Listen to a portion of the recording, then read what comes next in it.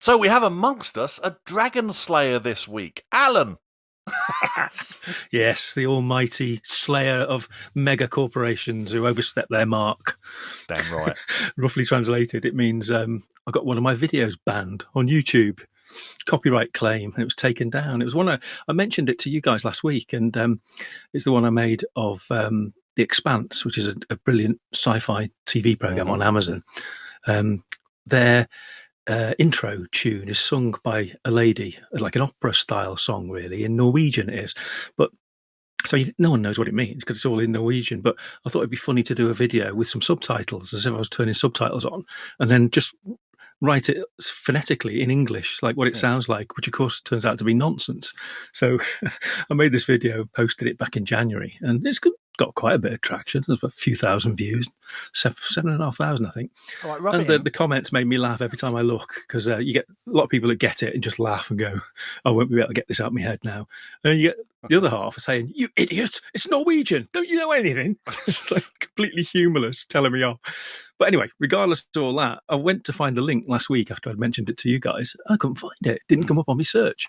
So I went into the dashboard thingy, and it's been taken down, a copyright claim by Amazon Content Services, LLC. And YouTube get all official with you, and they say, if you want to do a counterclaim, you can fill out this form.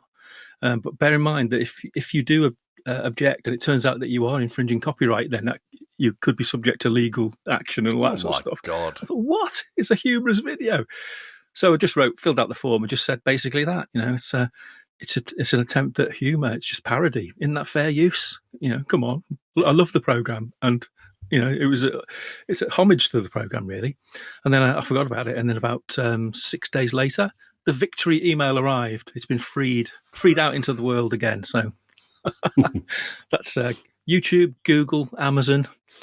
I downed you. What a pointless takedown. Firstly, you're not monetizing it. It's not monetized, is it? No, it's not. So they could have monetized it if they so wished, even if it's only got a few thousand. I'm sure if that equates to any kind of money. But it's what you're sharing the credits, the opening titles. It's not as if you're sharing the entire show. These people are mad. Yeah, that's right. I even shared links to it on Twitter to the production team and the director and people like that, and they laughed. They gave it a like on Twitter and stuff. So it was just a harmless little video, really. But I assume they just had a mega sweep, like they often do, like Steve was mentioning last week. As soon as their music recognition software clicks into effect, they just take it all down, don't they? So. Every now and then they just set the algorithm loose. Yeah, that's right. But at least they're being reasonable. And I thought it's funny that YouTube / Google, they stand back in these cases. They basically said in their email to me, like, this has nothing to do with us now. If you object, it'll be between you and the copyright holder, which is Amazon Content Services LLC, and they'll be sent your reasoning to reconsider. So presumably someone at Amazon had a look and then said, oh yeah, this is just I know. It's nothing. Just let it back. Oh, I know. These middle companies just step back and say, "Oh no, you guys fight it out." Because my friend had a run-in with something similar. So it's a nonsense. Yeah. If anyone wants to find it, because it's there right now before they take it down again, it's just called The Expanse intro song with subtitles. So a search will now find it again. You beat them off. And by the way, the 5th episode or the 5th series of The Expanse starts in about a week's time. I've seen the first 4. I think it's the best sci-fi on telly, I think. Thoroughly recommend it. I'd go right back to series 1 if I were you and watch the whole thing in sequence. No, I didn't. Actually, it's one of the first ones I've watched, like, I'll say hard sci-fi, but they take into account, like, people living in different gravity systems and stuff like this. And I thought, I've never even thought about that. So fantastic. Yeah, it's good. Yeah. It's good. At the want of being controversial, or risk of being controversial, I think it's a bit like Star Wars, but for adults. Well, with the Disney generation, I highly agree with you. that's not dangerous at all to say, but yeah, absolutely. Well, that's good news. Good news for you. Yeah. I've not had any of mine taken down. I'm not interested. Oh well. Well, we've got better news this week. We did get that December surprise that we were all told was coming. A lot of people thought it was going to be a new refreshed Apple TV, but apparently that's not coming till next year. But instead, we got new AirPods. In fact, we got AirPods to the max.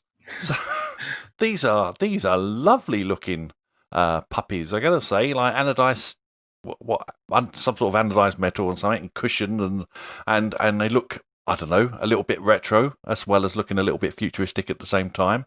Looking as stylish as hell, and everything was going well until you scrolled down far enough till you got to the price. Because they want £550 or dollars, I think it is, for them. Well, same thing, pounds, dollars. Exactly. Yeah. And that sounds bad enough. That sounds bad enough in the UK and the US, but if you're somewhere like Australia, it's like $900. £550 is £275 per ear. Yeah. Expensive at half the price, these things. It's ridiculous. It's ridiculous. They come in 5 colours, like a silver colour, black, or is it going to be space grey? Yeah, of course it's going to be space grey. Sky blue, pink, and green. Green one looks a bit suspect to me, but the rest of them look okay. They've got all the various features that we've come to expect on AirPods. So they've got the active noise cancellation, transparency mode, adaptive EQ, spatial audio with dynamic head tracking, all that stuff built in. Apple designed dynamic drivers. They got optical sensors in each cup, position sensors in each cup, case detect sensor in each cup, accelerometers and gyroscopes. So basically they can tell if you put them on and how you put them on, and if you take them off or if you only take one off and stuff like this. They've got 9 microphones in total, 8 of which are used for active noise cancellation. So it's meant to be really good when it comes to cancelling out all the nonsense going on around you. Then they got 3 microphones for voice pickup, 2 shared with active noise cancellation, and 1 additional microphone. So you can still hear what's going on around you in transparency mode. Each ear cup has got a H1 chip inside doing all the processes. It's got a digital crown. So it looks like a watch, actually, if you turn it on its side. It's weird. So you can, this is for the volume control, and you can press it once to play, pause, or answer an incoming call. Press twice to skip forward. Press 3 times to skip back. Press and hold for Siri. On the other side of the stem as well, it's also got a switch for the activating the noise control button, so noise cancellation and transparency. They're quite weighty at 384 grams, because they're made of like metal, I guess. They come with the weirdest headphone cover I've ever seen. It makes it look like either a little handbag or a bra. Yeah, it's weird. Up to 20 hours listening time. There's no on-off button. They just go into a low charge mode or low power mode when you put them into this weird case. 5 minutes of charge will get you 1.5 hours of listening time. And in the box, you get a USB-C cable. No power plug, just the cable. Just to be clear, that's USB-C to Lightning cable. Yes. So they've got Lightning. You can also, if you want to spend some more money after you spent £550, you can also buy a cable that goes from Lightning to a 3.5mm jack as well. If you want to go analog, I guess. Although it's not analog, is it? Because it'll still be going through a digital DAB, won't it? Yeah. So. Obviously, Twitter. I can't imagine anybody that can afford this is not going to have a phone old enough to have a headphone jack anymore, are they? Might be the point. I suppose it's if you want to plug it into like an old stereo system or something like that. Now, so obviously, a lot of it's been written as we joked about. The price is astronomical. Well, it seems astronomical for me, but the trouble is, just like it was with the HomePods and the HomePod Mini and everything like that, and the AirPods even, right? Until you try it out yourself, you don't know if it's worth the money. And if you're not into using headphones, then it's probably never going to be worth the money ever. But I don't know. I think, because initially I was thinking, oh no, Apple, what have you done?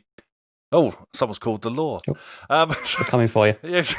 Apple, what have you done? You've been doing so well, like the end of this year. You put out these things, they're all new and they're lovely, and you kept basically the same price as what you've had before, and then they do something like this and puts the price up. And I was going along that way, thinking.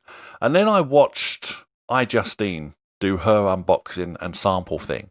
And I know she's a bit, enthusiastic about Apple-related things, but she seemed to be generally impressed. And the problem is, because the bloody shops are all basically shut, or limited in what they can show us at the moment. We can't actually go and try these things on.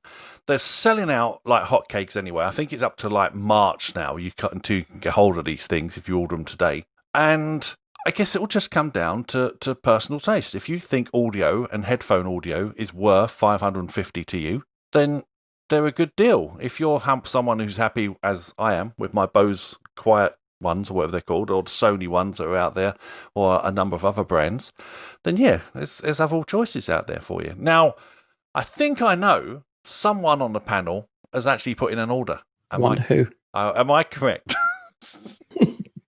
Yes. Yeah, I did. I didn't really hesitate. I didn't really look at the page. I just went and just clicked it. Everyone just hates you now, Dean. Everyone just hates you as listening. Yeah, I just scrolled down because I knew whatever it was that they've released, it would sell out instantly and it'll be a months-long backlog. So I thought, I can always cancel it, can always send them back if they're not any good, whatever. Mm-hmm. The exact same thing happened with the AirPods when they launched, 3 years ago, 4 years ago, whatever it was.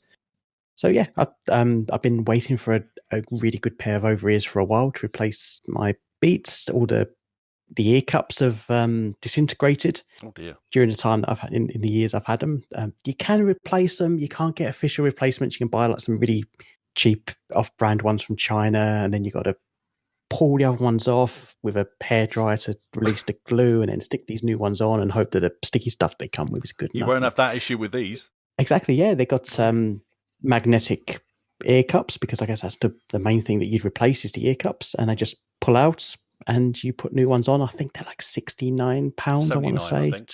£79. I was close to replace them. I hope that's not for one. Is that for one or two? That's for a pair. That's for a pair. Good. Oh, thank you, Apple. Apple being generous. Karl. Apple being generous with these. Yeah, so I use headphones a lot. I use them at my desk. I travel with them when that's possible. I use them for meetings, and I do like good quality audio. And the high end headphones around this kind of range that are wireless and noise cancelling and good quality tend to just be made of like plastic. Like the Beats are most like plastic. It doesn't feel as premium as what it can. So I guess part of the extra cost with these is that aluminium, ear cups. And by the way, but you do know you've probably triggered a load of people saying that like Beats are high quality. You do know that, don't you? Because they've still got that. They still got that. That stigma. They have. We were having this discussion at work earlier, and because we service them as well, being an Apple authorized service provider. But I think we were saying the early Beats were quite deserving of that reputation. But ever since Apple bought them and have added their design expertise to the Beats range, I think they've improved, quite significantly. Yeah, that's what I hear. Yeah. Last time I bought a pair of headphones, it was between the Beats and the Sony either X2s or X3s, which are basically equivalent of around that sort of price range of, I think, £300 to £350 mark. And the reason I went for the Beats is they didn't sound as good as the Sonys, but they sounded good enough with good enough noise cancellation. But they had the W1 chip, which I knew from the AirPods had really good pairing between all my devices. It just made it a lot more convenient to use across, whatever device I want to use it on. So, and this seems to have it all. The AirPod Pro Max, it has, a lot of us know from experience how good the connectivity is with the W1, W2 chips, whatever it's the wireless connectivity chips. And the spatial audio is something that's very impressive, and I really hope they bring it out to the Apple TV sometime, because I like to watch films on my TV with headphones at night so I don't disturb everyone, and spatial audio will just make that a lot more immersive. It's strange that, because I was looking at that today. I was thinking, hang on, has the Apple TV been updated for that? And it hasn't, obviously. My theory is the Apple TV isn't powerful enough to offer spatial audio at the moment with whatever chip that's inside it, and whenever they refresh it next, that'll be a big selling feature. Or maybe it is powerful enough, but they're just holding this feature back for the next version to upsell you. But that'll be quite a good feature, I think, of whatever the next iteration of Apple TV is. Yeah, absolutely. Yeah, it'd be interesting to see. Apple didn't give a presentation about these headphones. It was just a press But if they did actual presentation, how would they have pitched it? Because it's Oh, you keep breaking up there, Alan. price point to explain, isn't it? Oh, sorry, it's a difficult price point to explain. I wonder how they would have handled it, because they couldn't really compare themselves to those Sonys you were talking about and the Boses and all that, because they're all a couple of £100 cheaper easily. So would they have done like what they did with the screen, where they talked about, you know, reference monitors costing 20,000, so our £6,000 display is a bargain?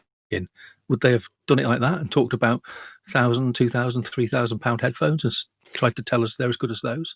Yeah, a lot of people are surprised and think these are one of the most expensive headphones out there. They're really not. Headphones can be a good few grand. Audio, good quality, high-end audio gear, I don't know, is priceless. It just goes up and up and up in price. So I don't know what these would be compared to. No one's really talked about the sound that much. There's a few like YouTube videos of some people who's got them early to post impressions of them, but no real detailed reviews. I guess anything you can do is just listen to them yourself. And well, yeah, that's the issue. Like I say, on iJustine, like on sorry, I didn't mean to interrupt, but on iJustine, just while you're talking about that, is so she tried them out and she cranked up the volume, and obviously you can't hear what she's hearing, but she was saying, like, she's shouting, saying, "I can't hear myself even," and there's no distortion on them whatsoever. And then she got her like cameraman to try him out as well, and he did exactly the same thing. He's going, "I'm talking really loud, but I can't hear myself over the voice," and there's no distortion. Now that's what I'm saying. So when it comes to music and it comes to sound, it's a very personal, I think, choice. For everyone. I mean, like I say, I get by listening to my Bose ones, and they sound amazing when I listen to some of the music I use, like QuietComfort 35s. They sound amazing. How much more of these ones would sound better than those ones? I don't know. I know some of the Sony ones are very popular among people as well, with all their noise cancelling and stuff like this. But these, I mean, they look good. They look nice. I mean, I've become really. At first, I wasn't that impressed by the look, but it's grown on me really fast. And when I've seen them on these videos on people's heads, they don't look like they look like in the pictures, like they stick out quite a way. But once these people like stick them on their heads, I notice they don't seem to stick out as far as I was imagining. So they look kind of sleek. My only problem is, if I ever bought these sometime in the future, I'd be absolutely terrified to wear them out the house. They're a mugger's delight. Yeah. Absolute mugger's delight on the public transport system in London. I notice Steve, the only one that lives in London, goes, yeah, because he knows. I wouldn't wear them in London. When I travel with my Beats headphones, most of the time I'm wearing it within like an airport, which are relatively safe. Like no one's going to steal them off your head in an airport. There's nowhere to run to. Really. I don't know. Have you met those pilots? They're dodgy. Just fly all over the place, don't they? But or if I'm on like a long distance train across the country, I'll wear them. But most of the time, it's in the house or on meetings, listening to music, watching films. I get a lot of wear out of my earphones, and my old ones are very worn out. I've been waiting for these to be announced for, I think, about 18 months now. I think since the rumours started becoming more prominent. Well, 4 years, apparently, they were under development. Yeah. One of the things that was rumoured about these was that they would auto-sense left and right. You know, you could put them on either way round. But that doesn't seem to be the case, does it? They've actually got L&R inside the cups. Yeah, that's right. Everyone was trying to puzzle out how they would do that, weren't they? How could you use a set of sensors that would detect it? No. Why do I keep thinking that Irish comic used to have L&R written on his boots the wrong way round? Oh, yeah. Jimmy Cricket. Yeah, could be. Could do. That rings a bell. When I first saw the price of these, my initial reaction, like everybody else, was, what? That's just ridiculous. That's at least £200 too much. And then I got to thinking, I spent the same amount, £550, on 2 HomePods, and they're in my kitchen, just one room. So if I want to listen to nice quality music, I have to be in my kitchen listening to HomePods. Whereas if I bought a pair of these instead, I could have the same high quality music in any room as I walk around the house, couldn't I? I got an idea. So, what does it do you know where I'm going with this? Real HomePods to my ears. Yeah, exactly. A bit of sellotape. just a really long mains lead. I was going to say a power brick with some adaptive wiring on it. Walk around. Just the only problem with that is everybody else will be able to hear what you're listening to. But apart from that small factor, yeah. And then you really would look like Princess Leia.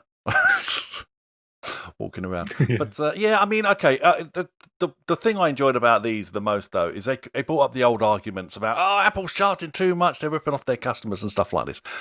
And they are. I mean, it's an expensive product. They're pretty unabashed about it. But again, if they're too expensive for you, don't buy them. No one's putting a gun to your head. I mean, I'd like them, but I can't afford them. So that's just the way life is, unfortunately. I'd like a Tesla, but I can't afford one. So, I mean, I'm not willing to pay 550 quid for headphones. That's all there is to it at the moment. I'm sure these will come down over time. There was meant to bring out a sports version of these as well. Obviously, that didn't materialise. That was one of the rumours as well. That would have been more reasonably priced. Reasonable in quotes. But these look lovely. There's some obvious places where they can drop the build quality down. Like, it doesn't have to have the aluminium thing, the aluminium frame. They could, make it a bit more plasticky, similar to what the Beats are. But I don't know. They've kind of set out to make this very premium, metal heavy product. Not many companies do that. And there seems to be a big split recently between Apple making these high-end luxury products and stuff like the HomePod Mini, which is pretty good value for what you get, which is, I guess it's kind of a bit more expensive than what you'd consider, what you'd compare it to, say, like the Echo Dot. But, I think if they said the HomePod Mini was 150 or 200 pounds, we'd think, okay, that sounds about right for what Apple would charge for this. But everyone was quite surprised it's $99 or 99 pounds. And same with the M1 Max, how cheap they are for the value they offer. So it's quite strange how Apple are, treading this line between very good value products and very high-end luxury price products. Yeah. I mean, I got like I say, I wouldn't mind betting that their profit margin is the same though in every case. That's the way they work in it. Everything they sell is about 35. You're breaking up again, Alan. Plus, just like you used to. Oh dear, sorry, it's my comms at my end. Sorry. Go on, try again. Yeah, I was going to say, I bet the pricing is based on Apple's standard sort of 35% plus profit margin. Yeah. By which I mean not just the cost of the parts, but all the cost of the research and the design, the production that they put into it. That's just the margin they aim to get. And they it's almost like they decide, I'm going to build you the most premium headphones possible that I know you're going to like. And because of that, you have to pay us a 35% premium. And that's the deal. That's the deal people like Dean are happy to go into. Dean couldn't build these headphones on his own. None of us could, but Apple can, and they charge you 35% on top for the privilege. Yeah, I mean, I'd like to say, I still comes down to subjectiveness when it comes to music for me. If you're an audiophile, you're probably still not going to say I like these because they don't offer you some of the things that audiophiles love. They're wireless for starters, even though you can buy the cable. But I mean, you talk to audiophiles, I think they're a breed amongst themselves. They hear things that we talked about. That sounds exactly the same. In fact, there's a test online. I discovered reading one of these things on Reddit. There's someone posted a test, and it shows you can you listen to lossless audio and lossy audio at the higher end and spot the difference. And it gives you about 5 to 20 different examples, and then you can say what one you think is the lossy and what one you think is lossless, and see if you can actually tell the difference. I'm sure if you search for it, come up. But yeah, that was quite interesting. I can't tell the difference. I'm old. I'm deaf. I've been blasting my ears with too much heavy metal when I was young. But I appreciate my Bose ones when they're playing Pink Floyd. It sounds amazing on them, and I'd be really interested, Dean, when you get hold of these, what they'll sound like. But they'll only sound like that to you. They won't sound like that to me because I've got different ears, obviously.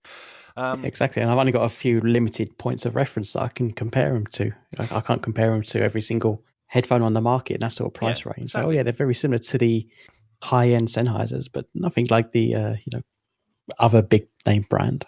Yeah, so I can't think of off the top of my head.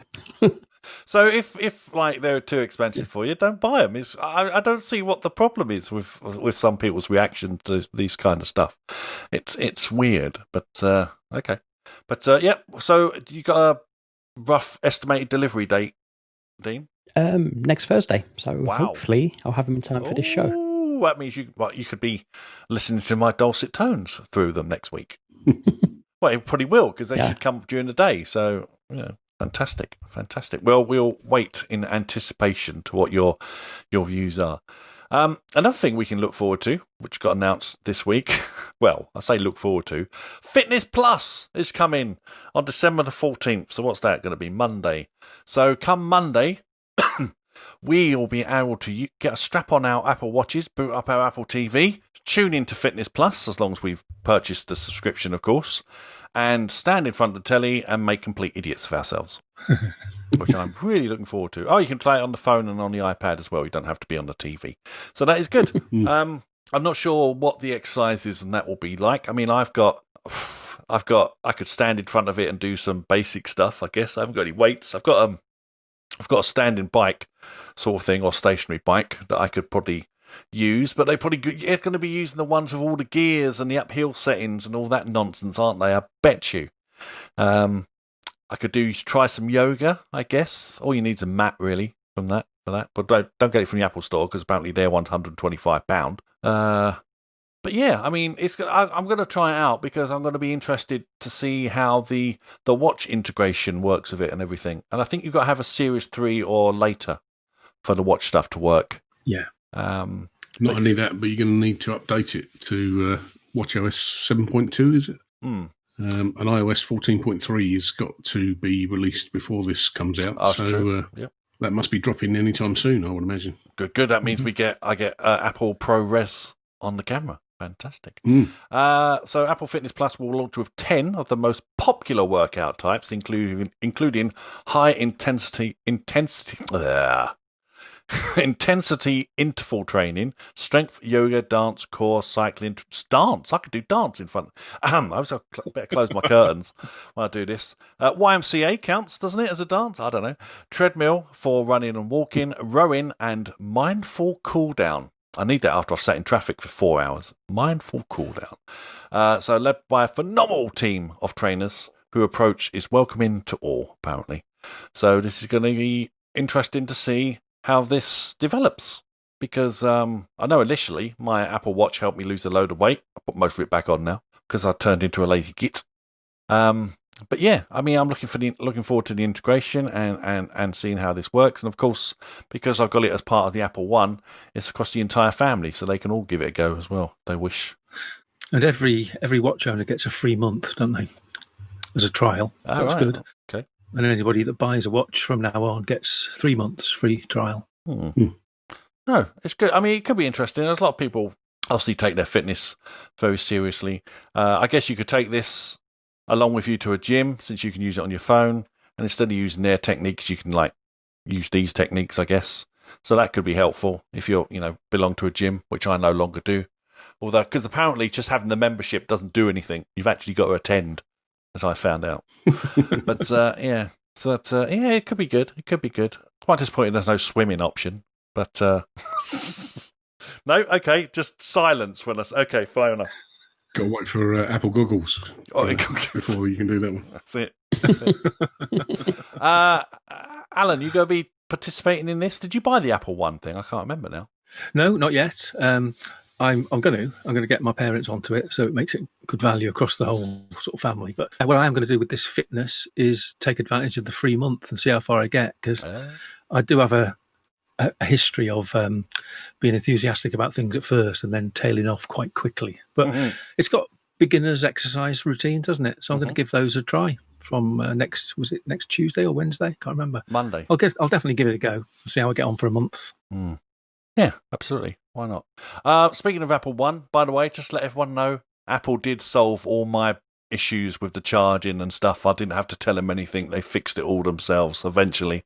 It took till last weekend and Monday for them to fix it all, but it all got credited and taken away and fixed. So that's all right. I knew it probably would be. It was just a worrying moment there when I kept seeing them on my bank charges as potential charges anyway.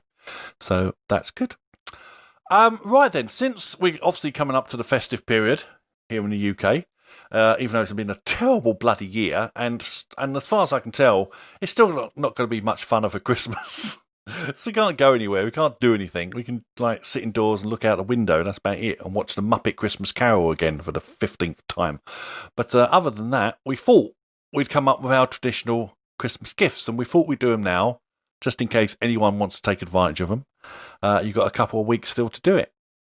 So we've all picked. We was meant to do a cheap gift, a reasonable gift, and an outlandish gift, and I think we broke our own rules. Yeah, but what the hell? We might give you a few ideas just in case. Alan, do you want to go start out with your cheapy gift? Yeah, sure. And it is maybe not Alan because you're breaking up again straight away. 3 weeks ago. I kill some windows. So speak to someone else first, then I'll come back. Right. Kill some windows. All right. Steve, do you want to give us your cheapy one? Yeah, sure. So I've gone for the cheapy one. I've gone for a geeky gift for the geek in your life, and that's a USB-A / USB-C power tester. It's £15 for Amazon, and it's a little cross-shaped device with a display in the middle, and it's basically for measuring how much current, voltage, and power is going to your USB devices. So if you want to know that you're charging your phone at the kind of maximum rate possible, you put this thing in line in between your charger and your phone, and it'll tell you exactly how much power your phone's drawing while it's charging up. So obviously you can do that with MagSafe adapters and all sorts. So quite a nice little thing, and for a techie like me, it's one of those things that you'd keep in your bag, and if someone's having a problem with charging, you can put this in and go, well, obviously your power adapter's not up to it or whatever. So no, that's pretty handy. I've never even seen one of them. By the way, dear listener, if you want to see any of these, all the links are in the show description, so you can just click on the link and have a look. This goes for £15. I might pick one of these up for myself, actually. That's what I'm going to end up doing, isn't it? I'm going to end up buying a lot of this stuff. The thing they don't tell you is, you need an extra lead, of course, because you're putting it in line. You need another lead to go from the charger to this device. Yeah. And then your normal lead will go from this to the phone. So you need another lead as well. But some people have already got that. One, got bleeding loads of the bloody things all over the place. Yeah, good pick. Good pick. Dean, what have you got for a cheapy one? Yeah, my cheap one is a little bit over budget, I think. I went for I don't know what the budget was for the cheap ones, but it wasn't. It's the Beats Flex all-day wireless earphones, and they come in at $49.99 on Apple.com, and I guess they're probably the cheapest earphones you can get that have the W1 chip in, which lets you do the really smart connectivity between Apple devices. They're £50 to go in your ear. One of my friends has picked these up for his sporting needs. He does a lot of cycling, and he absolutely loves them. So they sound great because they go in your ear. So they're kind of like not noise cancelling, but they isolate a lot of external noise. They're very small, compact. They charge easily, and yeah, they just sync as you'd expect with all your devices. They look like really good value for the price. That's it. Mind you, if you're considering £50 as your cheapy thing, I want you to buy me presents in future, Dean. I couldn't find. I was going to pick what Alan actually picked, but he beat me to the spreadsheet because that's something that I used often.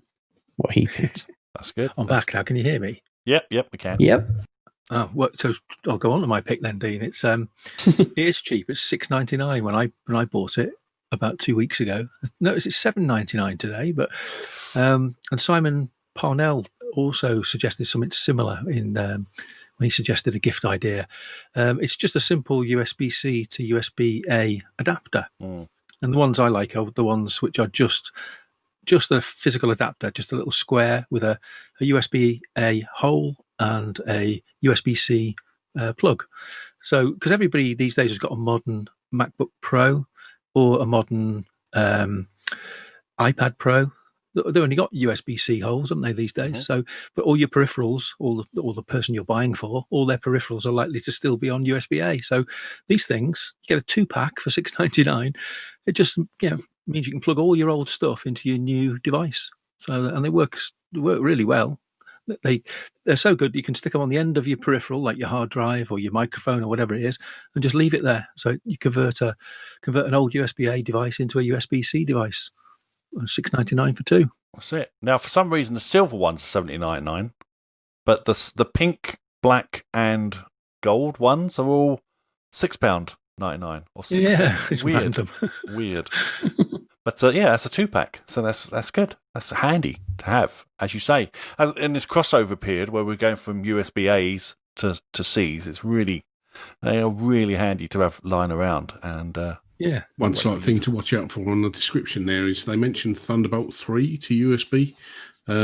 That's probably not the case. I think they've made the common mistake of calling the USB-C connector a Thunderbolt 3 connector. These aren't going to support the Thunderbolt standard, I'm pretty sure. Yeah, it says it in the title. It says it in the title, doesn't say it in the description further down. It's one of those dodgy titles that they use to get every search parameter in there, possibility in. Yeah. But all the old devices I've got that need USB-A, they're slow anyway. None of them are Thunderbolt. I'm talking about loads of old hard drives and things like that, so it's ideal for them. Right, so my cheapy one is my traditional favourite one, Apple gift cards. These are a blinding thing because, firstly, you can just buy them. You can buy them at various points through the year if you want, because they're normally on deals, places like Tesco's or some of the big box stores as well. You can get them on various discounts and save them up and give them away at the end of the year. You can also just buy them instantly and send them to someone, via the various iTunes stores or the App Store.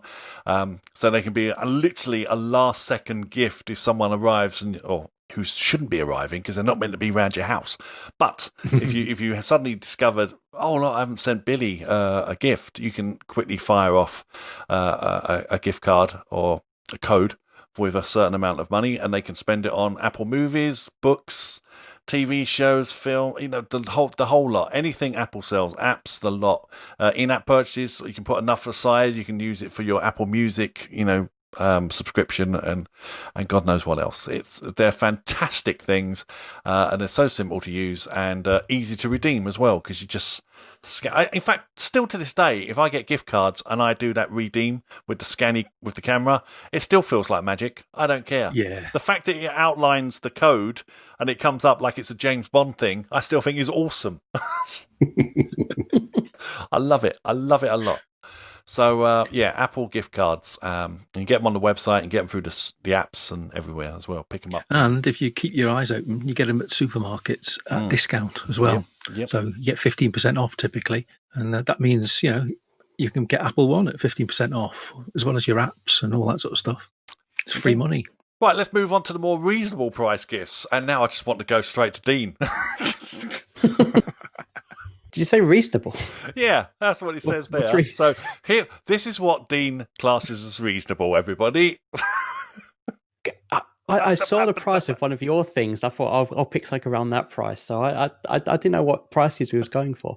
But my reasonable pick is the Sage Barista Express, which is a really fancy coffee machine that it grinds the beans for you, and that pulls a really good espresso. It's got the milk wand to make nice frothy lattes.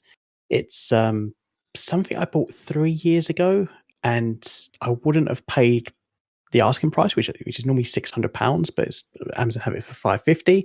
It does go on sale over the summer. There was an NHS discount where you can get it half. Sorry. Almost, yeah. Yeah, over the summer they added an NHS discount if you work for the NHS, where it's 50% off, which was absolutely amazing. I actually bought mine from someone who won it at work, and he worked offshore on the oil rigs, because I've got a lot of oil rig workers near me, and he won it at a RAF at work. He had no use for it, so he just sold it fully boxed, unused, for half the price. So I just snapped it up on Facebook straight away. Yeah, it's an amazing deal, and I've used it almost every day since. It's especially in lockdown, where the fancy coffee shops you can't really go to. And all stuff like that. It's just been amazing just to have a really nice coffee every day, to wake up with me and my wife. We have coffee every morning, and it's essential in my kitchen. If it did break tomorrow, I would probably try and repair it. But if I couldn't, I'd buy another one. Are you one of those coffee snobs, Dean? I am. Yeah, I've got lots of coffee recommendations as well, which is probably a lot more reasonable price than a giant coffee machine. It's good. I mean, I've never understood a coffee's a coffee to me. I'm happy with Nescafe. Oh no, it is. I know. I understand. It's one of those things. It's like Steve with his owls. It is. It's very much like craft beer. I like trying all different beers, different flavors. And same with the coffee. I like trying different beans, and I get different beans every time from all different places across the UK. Lots of places roast their own. I've got a great place near me locally which roast their own, and yes, it's a lot of fun experimenting with different flavors. Okay. No app though. No app. No. It's a dumb coffee machine, not a smart one. Good stuff. Steve, what's your reasonable price one? Yeah, so mine is kind of related to the headphones that we were talking about earlier, the Apple headphones.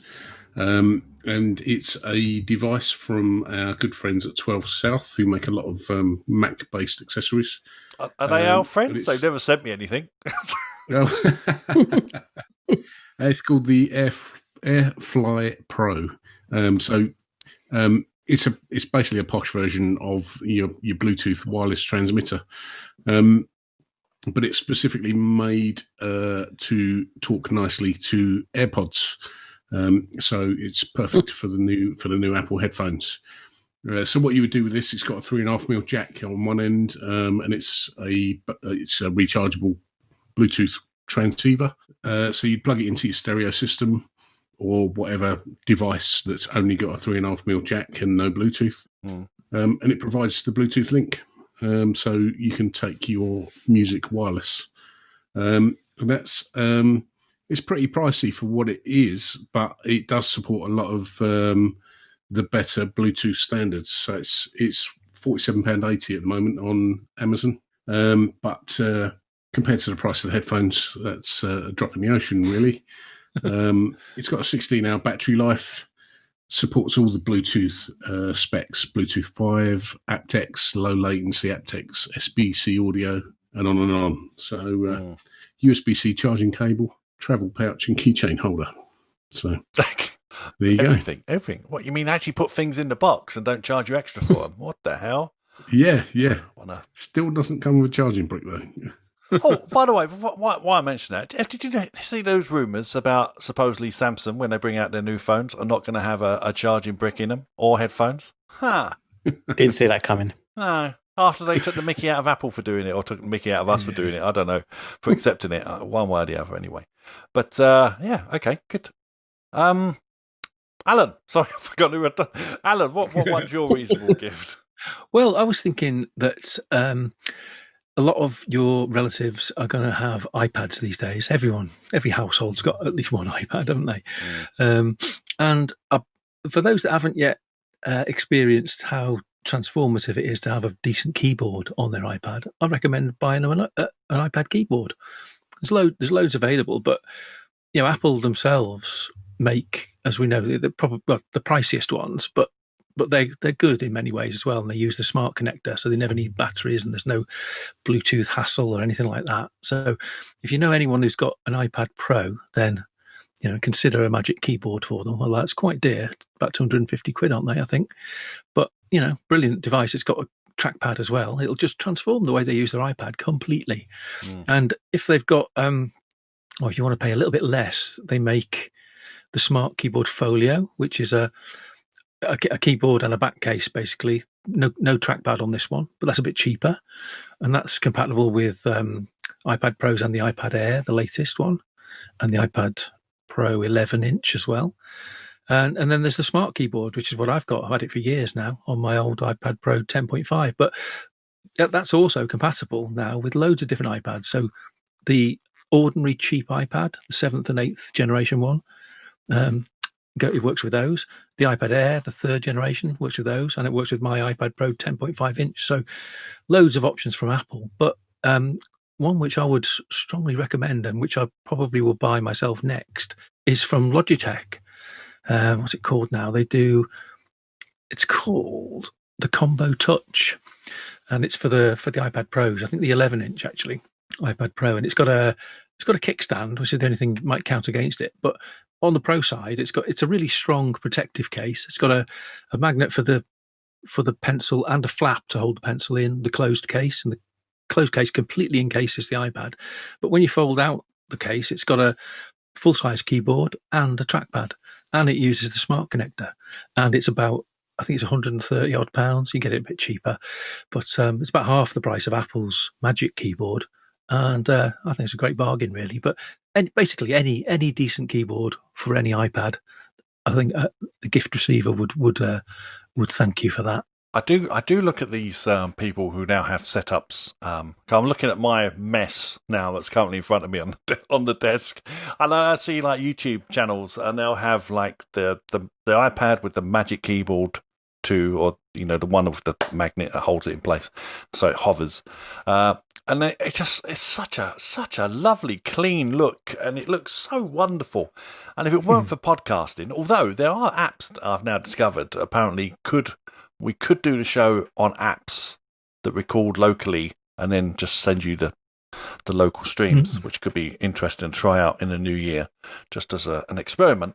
But I love the way it looks, just having the iPad there, and then they just, the little gits, they just flick it shut and go off and take it with them. And it just looks so nice. Of course, they have the obligatory potted green plant on the desk as well, with a little grass coming out of it. We should suggest that as a gift, actually. That seems to be very popular amongst computer desks. But yeah, it's a fantastic setup. Just adding a keyboard to your iPad, it does transform it quite a bit, especially if you do lots of writing and stuff like that. It's it could be a very good gift indeed. My reasonable gift one is going to be Stadia. Stadia, because although it's got a bit of a bad rap, it's over a year old now, over 100 plus games now in its library. You can try it out for free, I think, at the moment. You can play Destiny 2 for free anytime you want, as far as I'm aware. They did this weird promotion things where if you just log in with your Google account to Stadia via the Chrome browser, you can create an account and play whatever free games they've got running. Sometimes on the weekend they offer free games that anyone can try, and you can see what it's like to play Stadia via your even old Mac, or if you get some of the hacked versions of the apps on your iPad or on your phone, and just see what it's like playing a AAA title sometimes on your Mac screen or your iPad screen. It is absolutely brilliant. They work with your various controllers. You don't need to have the Stadia controller. You can use other controllers as well, but you have to go via the Stadia website.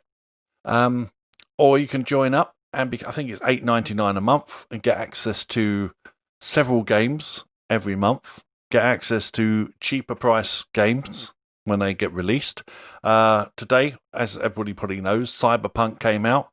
It's sitting there. It was sitting. There's no downloads. None of this like, this game is like 86 gig. Start the process up and go away for 3 days while it downloads. Nope, it's there, ready to go straight away. You don't have to wait for anything, update patches, nothing like that. They're just ready to go straight away. It's such a fantastic little service, and it's only gone on leaps and bounds since it originally came out. And like I say, it transforms your Mac into a gaming system. It's fantastic. I love it. I love it a lot. It's absolutely brilliant. Give it a try. Wow. Stadia. So that's our reasonable gifts. Now we're going to go on to the outlandish ones. The ones a little bit more expensive. Let's start off with yours, Alan, because it's weird. Thanks, that's great. Yeah, well, I got to thinking about what would I like. I flipped it round because expensive. I'm thinking, what would I like someone to buy me? Is she listening? And I thought, I'd really like. I'd like my own purpose-built space, studio space, office space. Rather than a converted bedroom or time on the kitchen table or whatever. And so I started to search. If you just Google yourself, I thoroughly recommend wasting a couple of hours on Google searching for things called garden office or garden office pod, that kind of thing.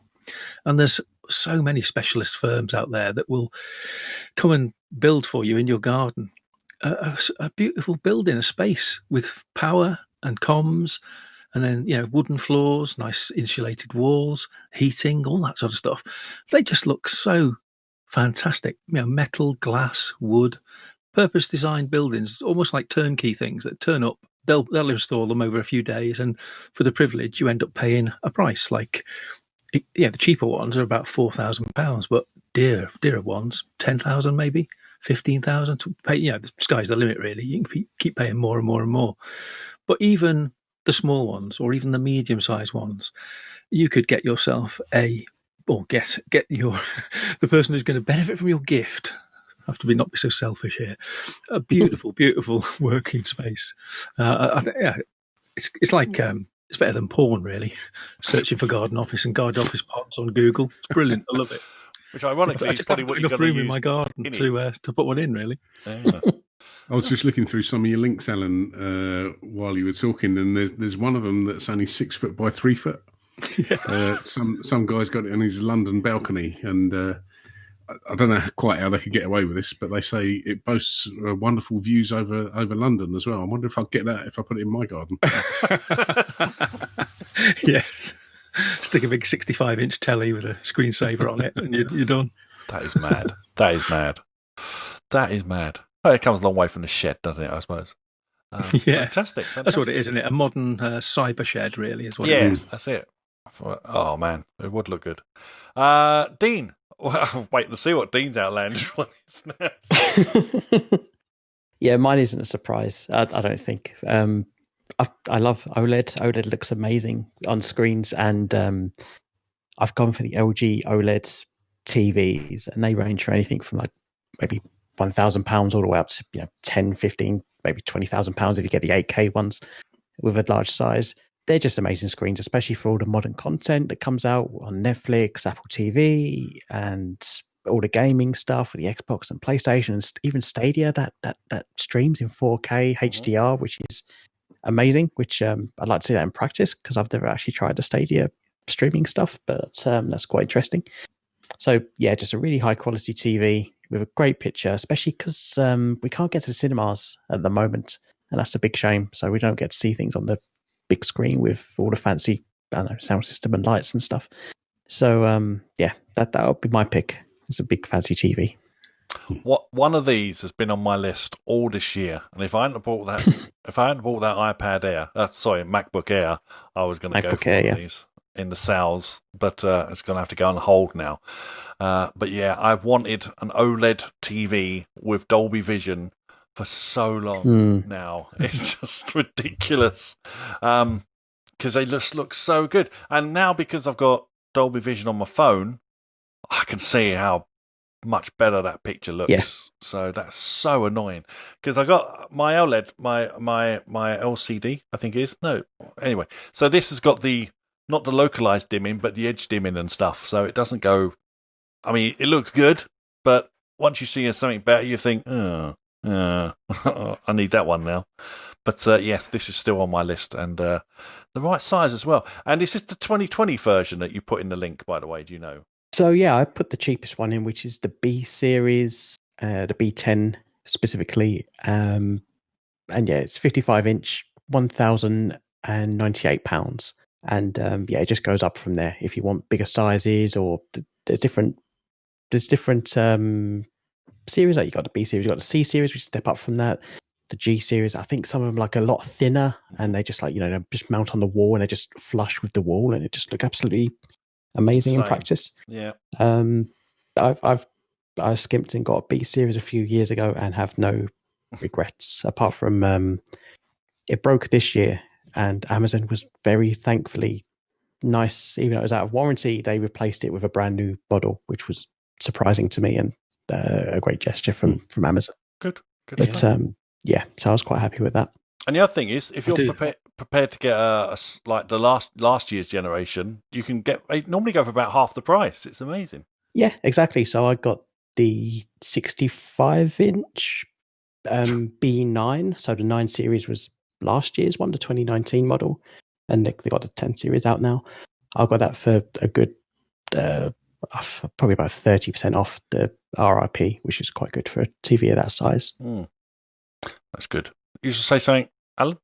Yeah, I was going to say, I haven't even got a 4K TV yet. I really need to upgrade my old 1080p TV. So I don't know. Do you think there'll be anything going in the sales this year? Oh yes, always is. Always is. Always Well, is. maybe this will be the year then, and then I'm going to need an upgrade to my Apple TV to drive it with some 4K material as well. Oh yeah. Well, most of these TVs have all the stuff built in. Like this particular TV has, Apple TV built in, Netflix, Amazon Prime, all built in. So it's debatable with these TVs if you even need an Apple TV for general use. True. I prefer it because of the experience and because I've owned it. Or, I already had it before I got the TV. But for my parents, I convinced them to get a new smart TV, not this model. One's just a bit more cheaper. But that come with all the same software installed on it. So I just signed into all the services for them, and they've got everything on there. It is good. They are good. Steve, what's your one outlandish? Well, I've gone really outlandish. So are you ready for this? This is from a company called Caviar. And basically they do pimped up iPhones. So you've probably seen them, gold cases and all that sort of thing. But I spotted this earlier in the week, and I thought, this is the perfect outlandish pick.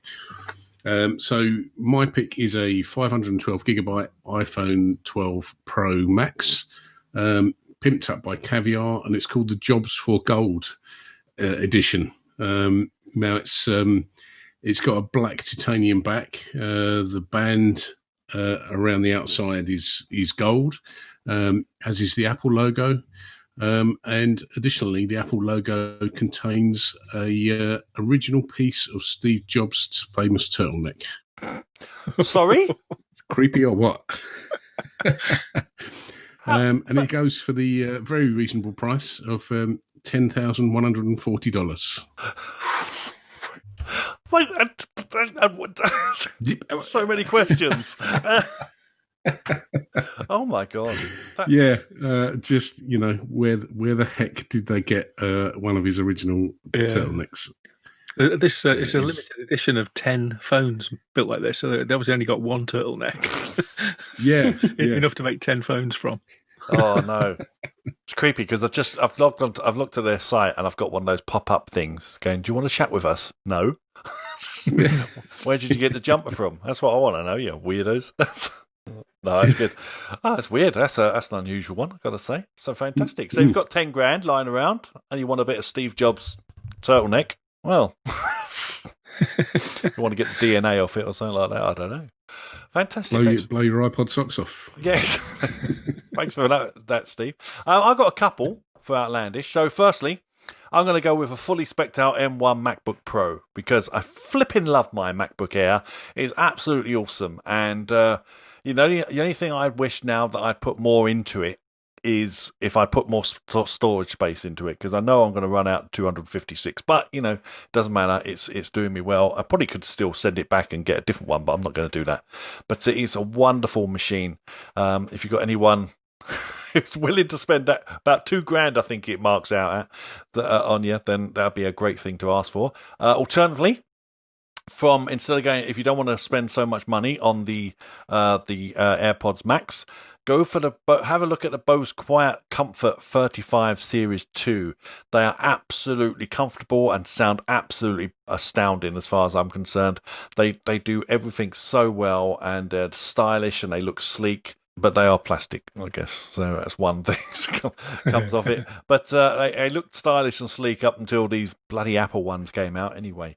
Another one, just as quickly, because we recently bought one, DJI Mini 2. So this is the mini version of the DJI drones. You still don't need a license. Well, you don't need a license up to the end of this month. Then next year, we're all going to need licenses to fly these things because they got cameras on the darn things. But this goes for just under I think it's under 500 quid, 400, somewhere like that. But it's a drone. It's tiny. It's easy to control. Shoots 4K. It looks astounding. Some of the images I've got from this thing are absolutely brilliant, and I've still not had a proper chance to use it properly because, as usual, I bought something that's got a camera on it, and every day has been raining. I've got next week off, and I've looked at the weather app, and every single day next week is raining. What?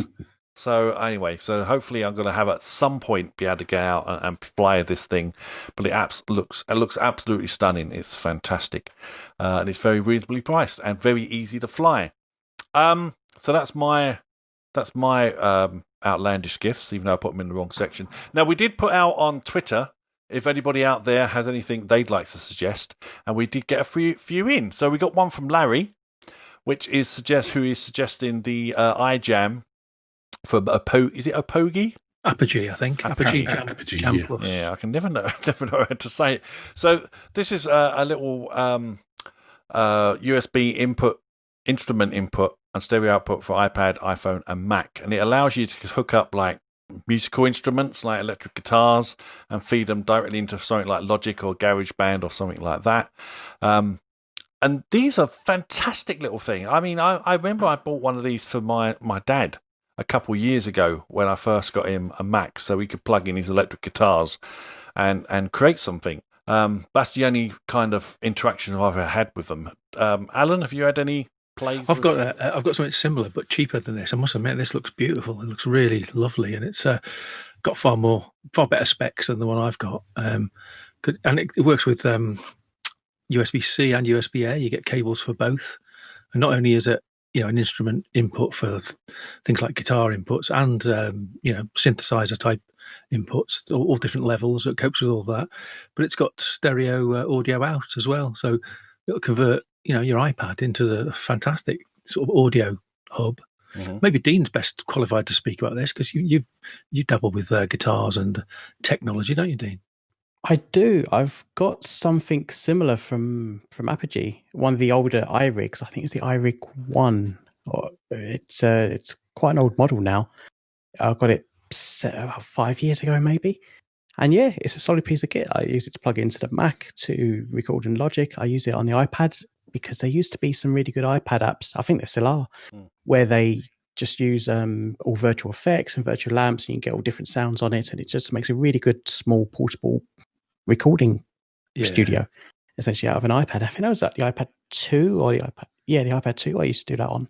I've not really tried it so much these days, but as Simon mentioned, you can Larry.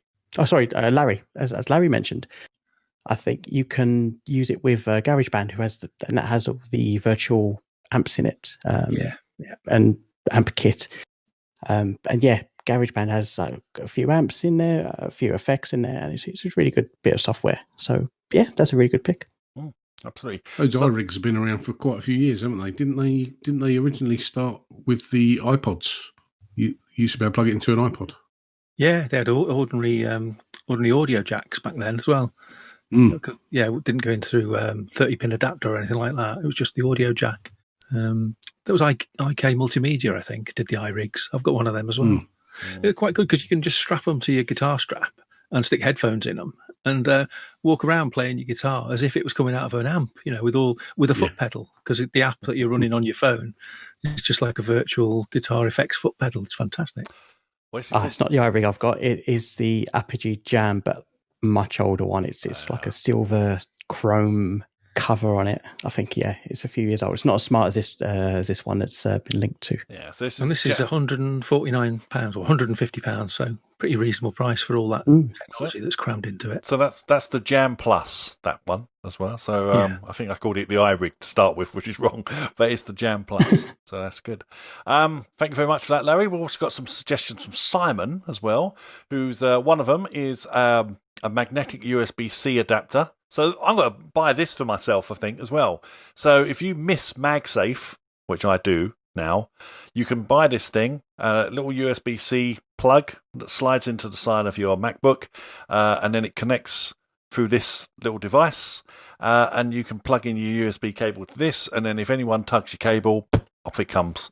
Easy. Yeah. And it's great. 100 watt PD fast charge as well, so it should work fantastically. So, yeah. 20 quid. It's a real bargain, isn't it? To get MagSafe back for 20 quid. I'm going to buy one of these. So, I didn't even know these existed. So, although I think Steve sent something similar the other week, but that one looked ugly compared to this, I got to say. Yeah, it did, I must admit. Yeah, this is a nice looking little bit of kit. And you could leave it on the end of your USB-C cable. Yeah. That's it. Simon suggests a USB-C to USB 3.1 adapter. This is very similar to what you suggested earlier, Alan. Just this one's got a little bit of a cable on it. Also, he suggests the Nubro, I think that's how you pronounce it, headset stereo gaming headphone with noise cancelling and inline control. So if you want to be one of those little gits on Fortnite who use this to insult me every time they kill me within 5 seconds, you can use one of these nice little headphone things with the mic while you play your games. I'm 24 quid. That's pretty reasonable. I might get one of these for my Stadia controller so I can start insulting other people. That would be nice if I can actually kill them in-game, that is. Another suggestion is Roku Express. This is a media streaming box from Roku. I don't think anyone needs to know who Roku is. I think we all know. Fantastic, these little media boxes as well. And a pretty stylish remote where you might actually be able to feel the buttons on this one as well. You can buy with the apps that you can put on it as well. Apple TV is amongst the apps that you can load onto this thing, along with Netflix, Prime, and countless other applications as well. For 26 quid, you can plug this into your telly and get access to all the various streaming services out there. So that'd be pretty good. I bet they have got Plex as well. So that'd be fantastic. Got Jehovah's Witness app. Okay. Anyway, good news. And then finally, he suggests Mosio MacBook Air 13-inch plastic hard shell and keyboard cover and screen protector and storage bag. This goes for £17, all that apparently, and it's just a nice clear case, hard shell case to keep your new MacBook Air nice and shiny and looking towards the resale value. Or you can get various other ones with different coatings and stuff on it, which also look interesting. I remember I bought one of these for my MacBook Pro, and it was okay getting it on, but I couldn't bloody get the thing off again. But I did in the end, thankfully. But it made me very scared of breaking the case. Glass, I mean. But yeah. So thank you very much, Simon. All those links are in the show description. And thank you for our listeners for sending them in and sharing them. So hopefully we've given you some ideas there. Some are outlandish, and you're never gonna buy them, but some you might. So that would be great. If you want to share any others, please add them to the description or the post wherever you see this go up on Facebook or Twitter, and share any suggestions you might have as well. And I think that's going to be pretty much it for us this week. We run a little bit long, unfortunately, but we'll be back on track next week, I hope, when we shall return. Now, we had no feedback this week, as far as I'm aware. Is that right, chaps? No, other than the gifts that were you've just mentioned, nothing. Even after we pleaded for it last week. That's right. We did, yeah. One thing that we did get was that suggestion from Gavin German that I think we mentioned it last week about that app called Clicker, which you can get for YouTube to run on your Mac, and it just runs. It lets you access YouTube in an app rather than through your browser, and it does ad blocking as well. And it's, at the moment, there's a code which means you can get it for £3 instead of about £6. So it's cheap anyway at full price, but £3 with this code, and I got it. As soon as Gavin suggested it on Twitter, and it's brilliant. I love seeing the effectively a YouTube app in my dock on the Mac. It's great, and it runs perfectly. Doesn't seem to take much system resources, and it's I thoroughly recommend it. It's called confused the heck out of me. Confused the heck out of me when I first saw it, because the icon's like a little remote control, isn't it? Like Clicker. Yes, that's right. How does that work? But it's actually an app for your Mac, and I'm stupid. Is it in the App Store, or do you have to get it from a website?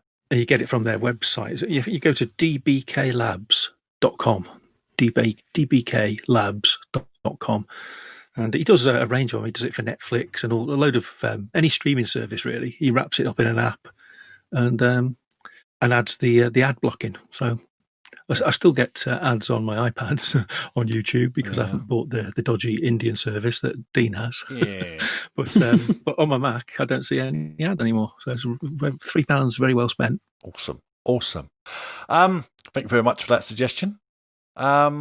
Like I say, if you'd like to send us a review, please just head on over to the podcast app, seek out Mac and Forth, give some stars, write a review. We'd love to read it out on the next show, and it would be greatly appreciated to hear from you. Another way you can support us, of course, is our Patreon page. The link is in the show description. Any funds that you wish to send our way to help pay for all the services we use in the background is also greatly appreciated. And we'll be back, like I say, for one more show next week, and then that'll be it until the end of the year, because all the dates come out on Christmas Eve or New Year's Eve, and no one wants to do anything on those days.